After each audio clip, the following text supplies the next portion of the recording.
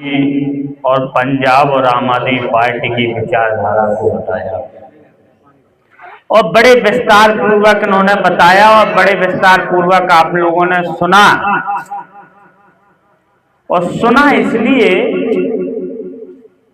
कि आज जो मूलभूत सुविधाएं देश को आजाद हुए 79 साल हो गए, ये सरकारें बच्चों के लिए अच्छे स्कूल नहीं बना पाई, इन बूढ़े माँ बाप के लिए दवा इलाज का इंतजाम नहीं कर पाई, खेत में किसान के लिए सिंचाई का इंतजाम नहीं कर पाई, सीमा पे जवान का इंतजाम नहीं कर पाई। तो ऐसी सरकारों को सत्ता में रहने का अधिकार नहीं है। और आप लोगों को बताएं, जो बुंदेलखंड की हालत है,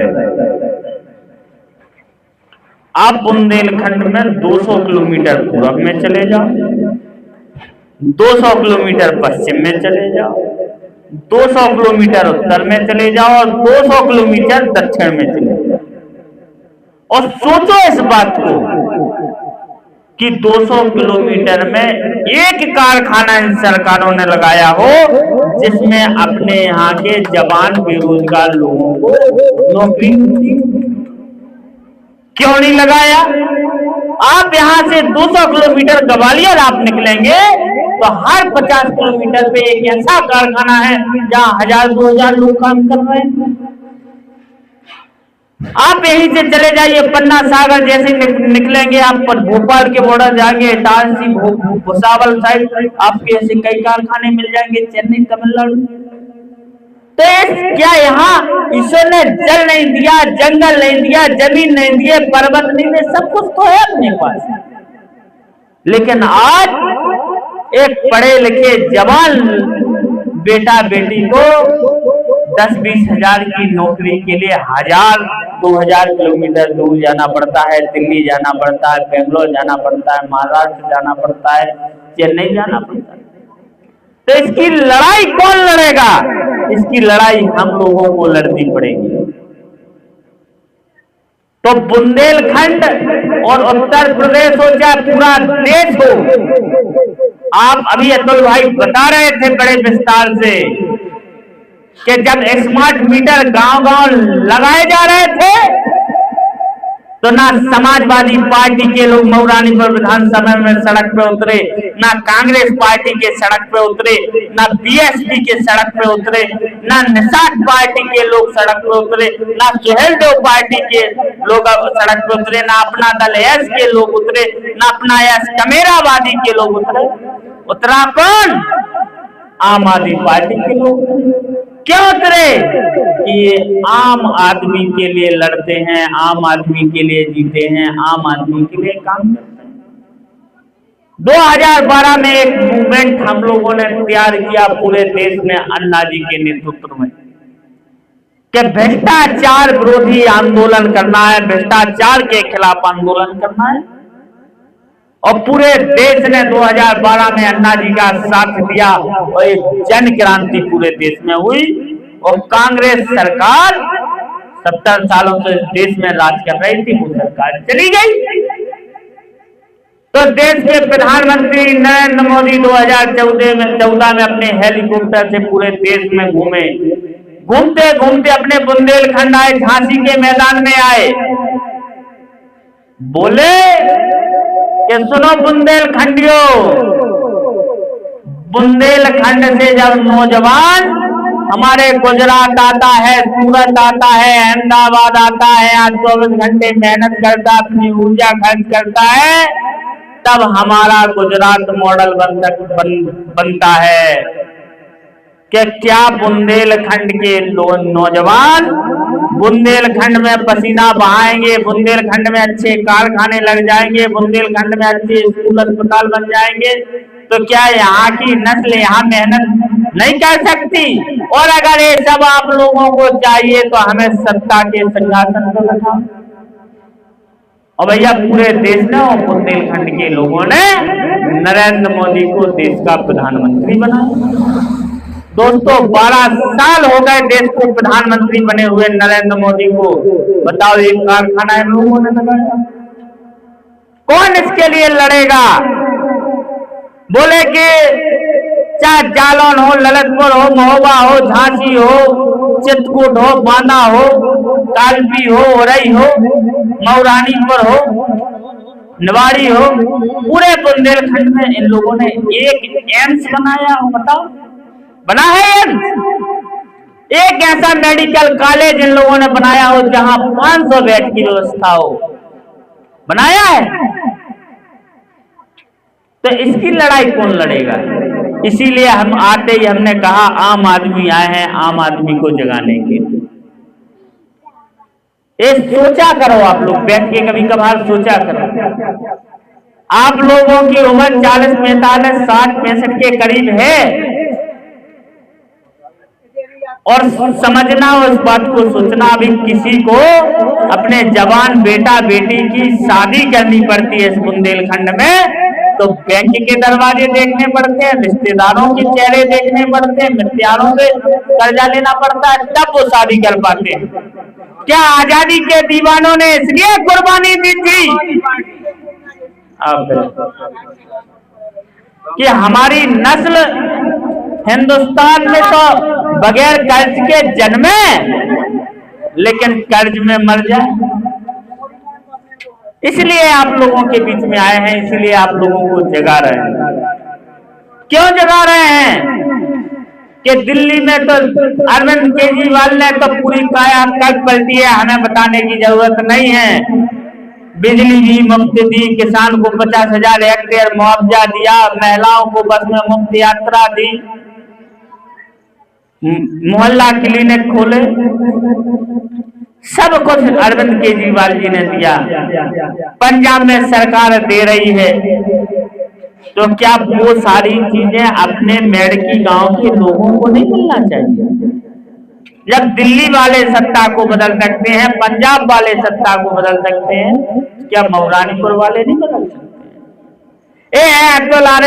मऊरानीपुर नगर पालिका के चेयरमैन ने हाउस टैक्स बढ़ाया, सबसे पहले सड़क पे आया और हाउस टैक्स के खिलाफ बोला और नगर पालिका को झुकना पड़ा और उन्होंने टैक्स में वृद्धि की कमी की। बोलने से, लड़ने से सरकारें झुकती हैं तो देश की क्या हालत हो गई। एक योजना लेके आए, अग्निवीर योजना, बोले कि 18 से 22 साल का लड़का अग्निवीर में भर्ती होगा। अब मान लो एक मोहित नाम का लड़का अग्निवीर में 18 साल में गया, 4 साल की नौकरी है, 18 साल में उसकी ज्वाइनिंग भई और 22 साल में वो रिटायर हो गया। ये कौन सी प्रथा ये लोग ले आए? तो इस व्यवस्था के खिलाफ किसको लड़ना पड़ेगा? आप लोगों को लड़ना पड़ेगा, आप लोगों को एकजुट होना पड़ेगा, आप लोगों को। और पूरे बुंदेलखंड का गौरव इतिहास तो अलग है। आप लोगों को याद करना पड़ेगा पुष्पेंद्र श्रीवास को, आप लोगों को याद करना पड़ेगा माता प्रसाद कुशवाहा को, आप लोगों को याद करना पड़ेगा पुष्पेंद्र पायक को, आप लोगों को याद करना पड़ेगा नारायण अहिरवाल को, आप लोगों को याद करना पड़ेगा धनानंद सोनी को, रानी लक्ष्मीबाई को, गुलाम गौस खां को, वीर सिंह बुंदेला जी को। इन लोगों ने क्यों कुर्बानी दी? इसलिए कुर्बानी दी थी कि यहाँ लोग ऐसे ही रहे, शोषण होता रहे, पलायन होता रहे। इसलिए आप लोगों को हम लोग जगा रहे हैं, इसलिए आप लोगों को एकजुट कर रहे हैं कि आज देश में डीजल की कीमतें बढ़ गई, पेट्रोल की कीमतें बढ़ गई, गैस सिलेंडर की कीमतें बढ़ गई। यही कांग्रेस की सरकार थी, मिट्टी के तेल की कीमत बढ़ी थी, अटल बिहारी वाजपेयी बैलगाड़ी पे बैठ के संसद के बाहर प्रदर्शन कर रहे।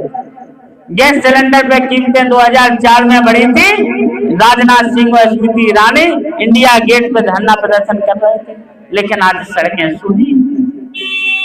तो लोहिया ने कहा था कि अगर सड़कें सूनी हो जाएंगी तो संसद आवारा हो जाएगी। आज सड़कें सूनी हो रही हैं, लेकिन अभी आजादी के दीवानों के चेले हम जैसे आप जैसे लोग अभी जिंदा हैं, सड़कें सुननी नहीं होगी, लोग लड़ेंगे और इन काले अंग्रेजों से जीतेंगे। अब आप लोगों को बताएं, चाहे संघ लोक सेवा आयोग हो, चाहे अधीनस्थ चयन आयोग हो, चाहे कर्मचारी चयन आयोग हो, चाहे माध्यमिक शिक्षक बोर्ड हो, चाहे माध्यमिक पुलिस भर्ती बोर्ड हो, चाहे माध्यमिक आंगनबाड़ी भर्ती बोर्ड हो, लगभग 60 लाख से ज्यादा पद आधार में लटके हुए। ये सरकारें पेपर परीक्षा का पेपर नहीं करा पा रही, नौकरी नहीं दे पा रही। कभी आप लोगों ने सोचा, आप माचिस को खरीदने से लेकर ट्रेन तक का टिकट लेते हैं, उसका टैक्स देते हैं पूरे बुंदेलखंड के लोग एक साल में 2.5 लाख करोड़ रुपया। कितना देते हैं? 2.5 लाख करोड़ रुपया। और अगर यही सरकारें हम लोगों को 50 लाख करोड़ रुपया लौटा दें तो हर बुंदेलखंडी के खाते में लाख रुपया आ जाए। तो इसके लिए कौन लड़ेगा? इसके लिए हम लोगों को लड़ना पड़ेगा। आज हम मीटिंग करके चले जाएंगे, फिर आप लोग भूल जाओगे। भूलना नहीं है, जहां बैठो वहां चर्चा करो, अपने हक अधिकार की चर्चा करो। बाबा साहब अम्बेडकर ने कहा था कि जो शिक्षा का दूध पिएगा वो क्या होगा? क्या होगा? वो दहाड़ेगा। शिक्षा से नीचा हुआ दूध है, जो भी पिएगा वो दहाड़ेगा। तो इसीलिए हम लोग आप लोगों के बीच में आए हैं। और ये लड़ाई ऐसा नहीं है कि सत्ता परिवर्तन नहीं हो सकती है। अगर आम आदमी मन बना ले कि नहीं अब तो सत्ता परिवर्तन करना है, मनसाराम जी हमारे बीच के हैं, आप लोग हमारे बीच के हैं, आप ही लोग नेता बनो, जाओ लखनऊ बैठो, दिल्ली बैठो, लड़ो जनता के लिए। ऐसे ऐसे लोग विधायक एमपी हो गए।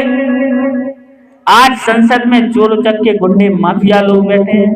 आज जैसे अगर राजनीति की कोई बात करे तो कहा जाता है कि अच्छा खासा पैसा होना चाहिए, तभी एक फॉर्च्यूनर गाड़ी हो, 2-4 गनर हो, 10-20 चमचा हो, तब नेता बन पाएंगे। गांधी जी ने कौन सा चुनाव लड़ा था? गांधी कौन से गांव के सरपंच रहे? कोई गांव के सरपंच नहीं रहे। पूरे देश के सबसे बड़े नेता हैं, रुपये पे उनकी फोटो लगी और 182 देशों में उन्हें लोग मानते हैं, पूछते हैं, क्योंकि वो अहिंसा के पुजारी थे।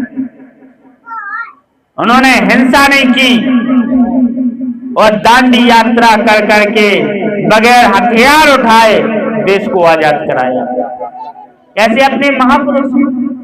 तो इसके लिए हम लोगों को लामबंद होना होगा, संगठित होना होगा, एकजुट होना होगा। अभी आप लोगों को वो दिन याद होंगे कि अभी खाद की किल्लत पड़ी थी, कितनी लंबी लेने लगी थी। कई लोग तो लाइन में लगे ही निपट गए, सुधार गए। तो क्या इसकी लड़ाई कौन लड़ेगा? इसकी लड़ाई हम सब लोगों को लड़नी पड़ेगी। और बुंदेलखंड एक ऐसा क्षेत्र है जहां ईश्वर ने सब कुछ दिया है। सबसे ज्यादा क्या दिया है? प्राकृतिक संसाधन। आपको बालू दी है, गिट्टी दी है, मिट्टी दी है, पहाड़ दी है, सब कुछ दिया है। अभी एक ट्राली बालू खरीदनी पड़ जाए तो कितना रुपया लगे पता? 4000 रुपया।